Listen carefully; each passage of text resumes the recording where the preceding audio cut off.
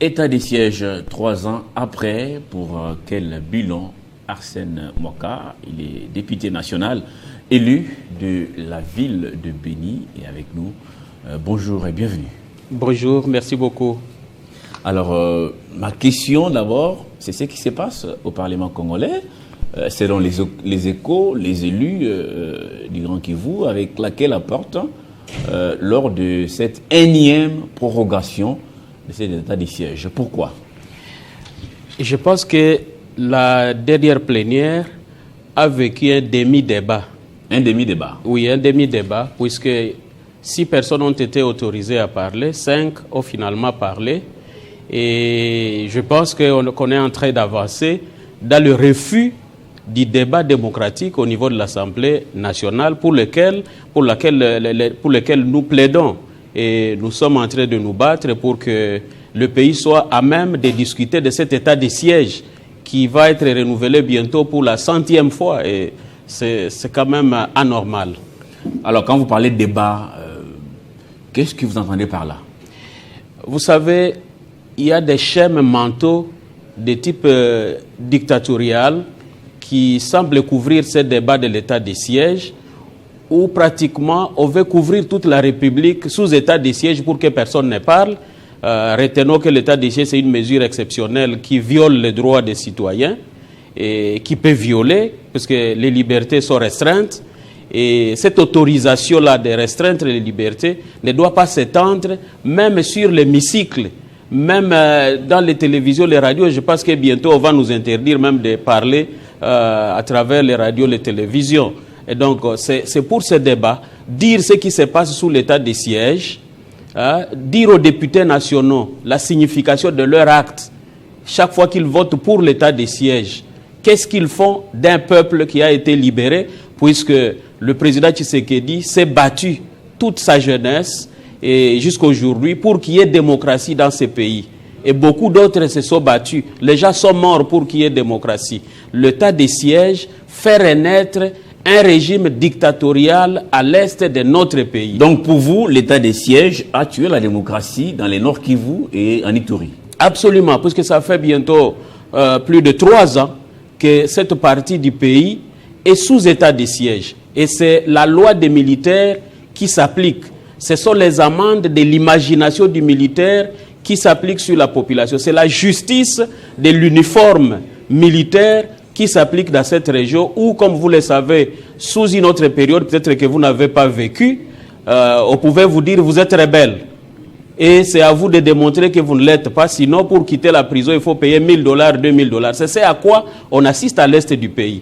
On peut vous parler dans une autre langue que vous ne maîtrisez pas. Et on sait que vous ne comprenez rien. On vous demande de vous asseoir. On vous le dit à Lingala. C'est quand on fait les gestes forts de vous faire asseoir de force que vous apprenez le Lingala qui veut signifier s'asseoir par terre. Et donc c'est ce régime-là qui est à l'est du pays, qui est à Goma, qui est à Beni, qui est à Bunia, qui est à Njougou, qui est partout où le treillis militaire a remplacé le veste des civils. Et le mal pour nous, et c'est ce que nous dénonçons, c'est que cette mesure exceptionnelle a été prise par le chef de l'État pour que le pays puisse connaître autre chose dans cette partie, c'est-à-dire la paix. Pourtant, c'est la question que j'allais vous poser, parce que c'est cette situation sécuritaire qui a conduit à ce que l'état des sièges soit décrété dans ces 2 provinces. Aujourd'hui, vous qui êtes élu de cette partie du pays, quel bilan vous faites au regard des informations sur le terrain? Quel bilan faites-vous de l'état des sièges? Est-ce qu'on a gagné? Est-ce qu'on a régressé? Qu'est-ce qui se passe en ce moment? Le bilan est sombre. Le bilan est sombre. Il est même très négatif. Puisque depuis que l'état de siège est là, nous avons perdu plusieurs territoires de la province du Nord Kivu et la paix n'est pas rentrée en Ituri où les milices continuent à faire la loi. Si on quitte la ville de Bunia, en allant peut-être sur une vingtaine de kilomètres, quand vous êtes dans tous les axes, vous n'êtes pas en sécurité.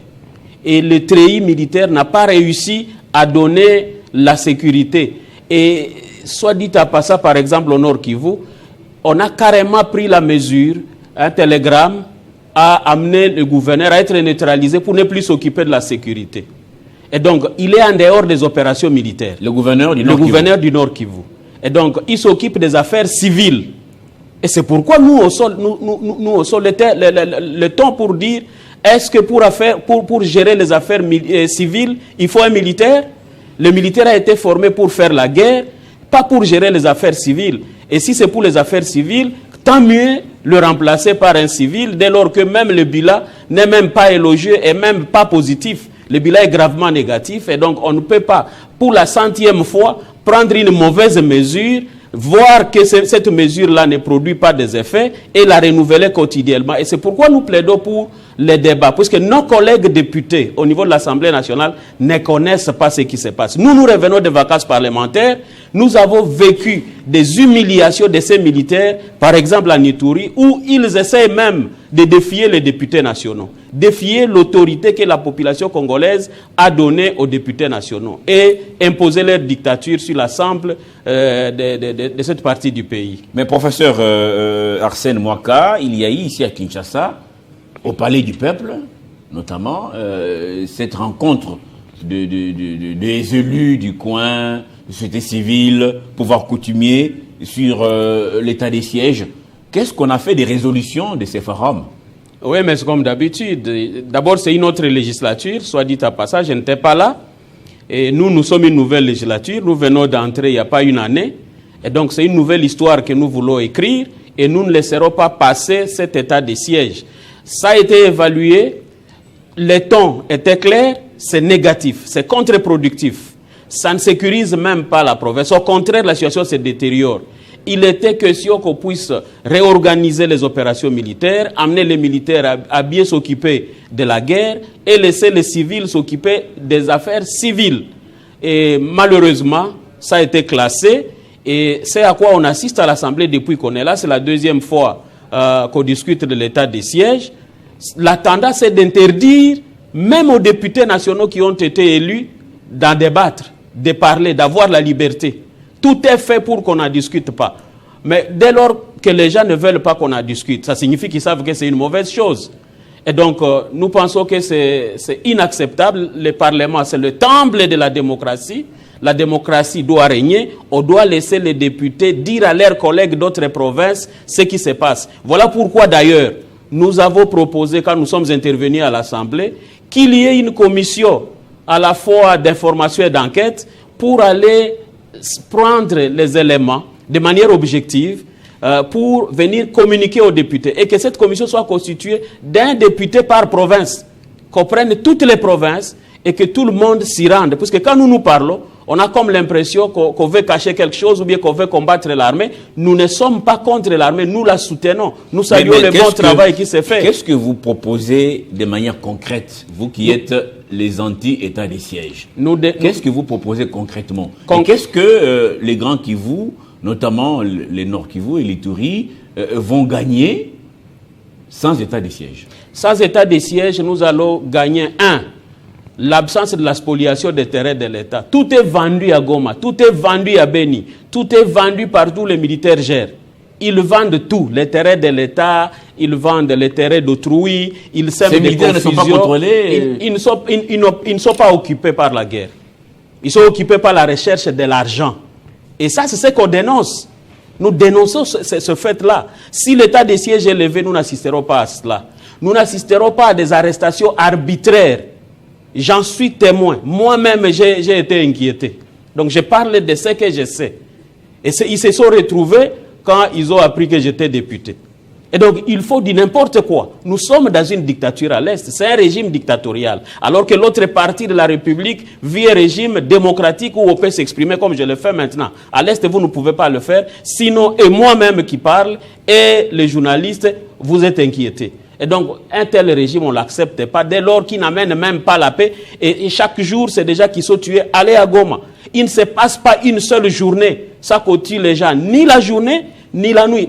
Les gens sont tués à tout moment. Et le gouverneur militaire est là. À Bunia, c'est la même chose. Vous n'allez pas plus de 20 km, ça vous retrouver en insécurité. Et donc, ça ne sert à rien. Je pense qu'il faut essayer de consolider la force de ceux qui sont au front. Essayer de se concentrer pour que finalement nous puissions y aller. Et s'il faut un état de siège, alors il faut un vrai état de siège, parce que ce qu'il y a là, Ce n'est pas un état de siège. L'état de siège, c'est une intensification des opérations militaires dans une courte durée, mais ce n'est pas une mesure pour faire toute la vie et ramener les gens finalement dans une dictature qu'ils ont longuement combattue. L'antagonisme des élus du Grand Kivu n'a pas commencé aujourd'hui. C'est dès le début de cet état de siège. Et d'ailleurs, pour les pro-état de siège, ou même, selon la déclaration faite par l'ancien président du bureau de l'Assemblée nationale, à un moment dans la foulée, il a dit, chers élus, chers collègues, quittez les groupes armés. Il y en a qui pensent que certains élus ou certains notables du Grand Kivu qui s'opposent farouchement à l'état de siège ont quelque chose à cacher derrière. Vous savez, l'état de siège a été voté à l'unanimité à l'Assemblée nationale.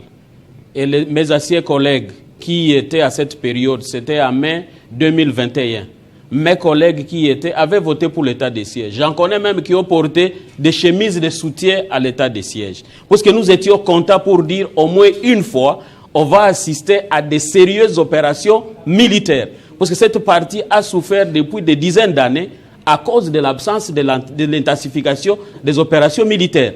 Et donc, on pensait que l'état de siège signifiait ce qu'il y a dans la Constitution. Mais on est déçus. Et c'est à partir du moment où il y a eu déception pour voir que c'était une mesure contre-productive, alors qu'en 2021, Bunagana était encore sous le contrôle de notre armée. On a vu successivement des grands espaces rentrer dans le côté de l'ennemi et la marche a continué. Et donc, une mesure qui est contre-productive, on la remplace par une autre. On ne peut pas continuer avec la même chose quand on voit que ça ne marche pas. Et on veut même le faire pour la 100e fois. C'est pourquoi nous sommes debout. Attaquer élus de la population du Nord Kivu pour dire ça doit s'arrêter. Nos collègues de l'Ituri sont debout pour dire à bas la dictature militaire. Nous ne pouvons pas accepter qu'on continue dans une mesure qui nous montre que les gens sont dans des carrières d'or pour aller garder les Chinois au lieu de sécuriser la population. Mais dans vos rapports parlementaires, certainement que vous mentionnez ça. Qu'est-ce que les bureaux, par exemple, de l'Assemblée vous donnent comme réponse? Le bureau n'est pas là pour nous donner des réponses. Est-ce que vous allez voir des ministres concernés, par exemple la Défense, par rapport à ce que les militaires qui étaient censés s'occuper de la sécurité, aujourd'hui sont devenus des agents de mobilisation des recettes? Parce qu'il y en a qui disent qu'ils ont mobilisé beaucoup d'argent dans ces provinces sous état de siège. Mais c'est ce qui est marrant. Ce qui est marrant, c'est que, ils parlent de l'argent alors qu'on leur a demandé de parler de la paix. On leur a demandé de parler de la fin de la guerre. Et ils justifient leur bilan par autre chose, qui n'est pas du reste vrai, puisqu'ils vont laisser les provinces dans des dettes incroyables. Ils créent toutes les opérations, il faut des travaux pour maximiser leurs recettes. C'est des routes qu'on fait à 2 600 000 $, alors qu'on sait qu'une bonne route, c'est 1 million. Et il faut n'importe quoi qui peut leur faire gagner de l'argent. C'est pourquoi nous plaidons pour qu'il y ait une commission d'enquête et de formation pour aller voir ce qu'ils sont en train de faire. Vous assisterez à un scandale quand on va, parce qu'on a fait un état de siège qui est incontrôlé, même sur le plan militaire. Ils ne sont pas contrôlés. Ils font ce qu'ils veulent. Et c'est pour ça qu'on plaide pour dire, s'il fallait qu'il y ait état de siège, il fallait que cet état de siège prenne par exemple 30 jours et qu'on sente qu'il y a des avions à l'air, qu'on sente qu'il y a des mortiers et d'autres armes sophistiquées et que les hommes sont réellement mobilisés pour chasser l'ennemi et qu'à 30 jours on voit les changements. Mais chaque jour quand on voit que les choses ne s'améliorent pas, rien ne sert à supporter cette mesure. Et notre intention, en passant même à votre micro, c'est de mobiliser la nation pour dire une partie du corps national est en train de souffrir.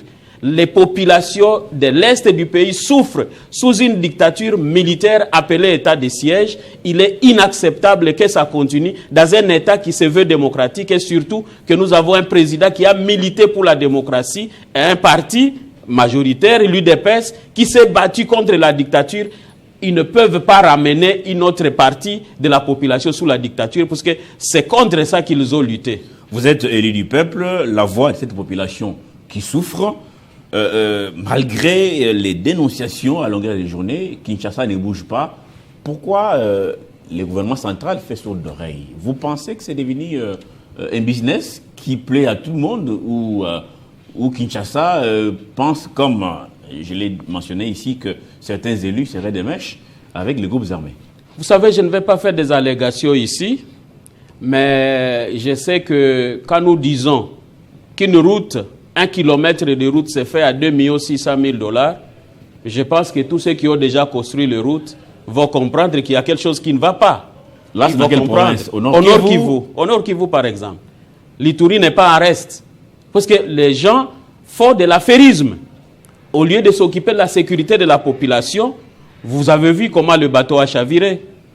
C'est-à-dire que les gens ne sont pas contrôlés, tout se passe en désordre. Vous avez vu, même hier, même avant-hier, autant de personnes tuées à Goma. Intéressez-vous à la sécurité d'abord de Goma pour voir que même les civils n'encaissaient pas autant de morts. Et donc, il est important que les militaires s'occupent de leurs tâches et que les civils s'occupent de... Il n'y a pas une raison pour que d'autres provinces continuent à être gérées et que les assemblées provinciales d'autres provinces fonctionnent normalement et que le Nord Kivu, l'Ituri, reste à marge. C'est inacceptable. Ce sont des provinces dynamiques qui doivent profiter de leur dynamisme et du temps. Le temps est inachetable. On ne va pas récupérer le temps qu'on est en train de perdre. Vous avez parlé de l'ancien président qui a dit que les gens sont des milices. J'espère qu'aujourd'hui, chez lui, quand il y a les Mobondo, lui aussi, nous pouvons lui dire qu'il est avec. Je pense que quand les gens parlent, ils ne maîtrisent pas ce qu'ils veulent dire. Vous avez jamais eu une telle information qu'un élu ou quelqu'un de haut placé à Kinshasa serrait des mèches avec ceux qui nous agressent ou des groupes armés qui pillent dans l'Est? Mais mon frère, les groupes armés, on les appelle Ouazalènes, ils se battent à côté de l'armée nationale. Ça, c'est une information peut-être que je vous donne. De deux, celui qui est à l'Est du pays s'appelle Kagame. Il n'est pas député national élu au Nord Kivu. C'est un président étranger qui nous attaque. Et s'il y a des individus comme Nanga qui attaquent la République, Nanga n'a pas été élu au Nord Kivu. Il n'a même jamais été élu. Et donc, les gens qui sont des mèches avec l'ennemi, il faut les mettre hors d'état de nuire au lieu de continuer à raconter des histoires. Si on a des preuves contre quelqu'un, mais on n'a qu'à les déployer. On n'est pas en insécurité à l'Est puisqu'il y a eu des gens qui se sont ralliés à quelqu'un. On est là puisqu'il y en a qui, au lieu de s'occuper de la sécurité, s'occupent du business. Ils s'occupent du bois, ils s'occupent de la braise, ils s'occupent du cacao de la population, ils s'occupent de démultiplier les amendes. Ils sont là pour combattre l'ennemi, mais la province doit fonctionner. Il y en a qu'on a mis à l'écart. Savez-vous, par exemple, qu'au Nord Kivu, le gouverneur militaire, par un télégramme, a été mis de côté des opérations militaires et lui ne gère que les affaires civiles? Savez-vous? Il n'y a pas de raison qu'il soit là. Il faut qu'il rentre. Encore que c'est un très bon combattant. Le gouverneur Chirimwami, c'est un vrai général, combattant. Si on le met dans les opérations militaires, il y aura des résultats. Mais par un télégramme, on le met à côté. Mais alors pourquoi il nous faut un gouverneur militaire alors qu'il ne s'occupe pas de la guerre? Ceux qui s'occupent de la guerre sont nombreux. On n'a qu'à aller dans des grands hôtels de Goma pour voir à Serena quel est le train de vie qu'ils mènent, eux qui sont à guerre.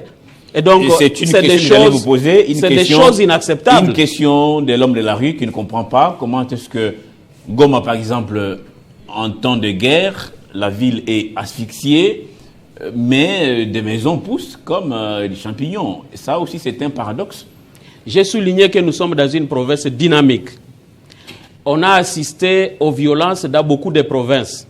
Ce n'est pas parce qu'il y a eu des violences que ces provinces-là ont connu des immeubles. Celui qui veut des immeubles comme à Goma, il n'a qu'à mettre les violences chez lui et il va voir si des violences peuvent. Nous sommes dans une province historiquement dynamique, des populations qui travaillent et qui sont résilientes. Ces populations sont résilientes, savent amortir le choc et continuer à vivre. Et nous voulons la paix pour que ces populations prouvent à la nation ce qu'elles sont capables de faire. Et nous pensons que dans cette législature, l'état des sièges va s'arrêter puisqu'on n'acceptera pas de les renouveler éternellement. Nous expliquerons à nos collègues et ils nous soutiendront. Merci beaucoup, professeur Arsène Mwaka. Vous êtes député national, élu de Béniville. Merci beaucoup pour tous ces détails. J'espère pour vous qu'il y aura finalement un débat au Parlement et que, au-delà de ça, il y aura la lumière sur le maintien ou non de l'état des sièges qui vous énerve, vous, qui êtes élu du coin. Merci beaucoup. La province du Kasaï oriental et ses nombreux défis pour le développement, malgré la construction des routes et autres infrastructures. Alphonse Ngoï Kassanji est député national. Il revient des vacances parlementaires. A tout de suite.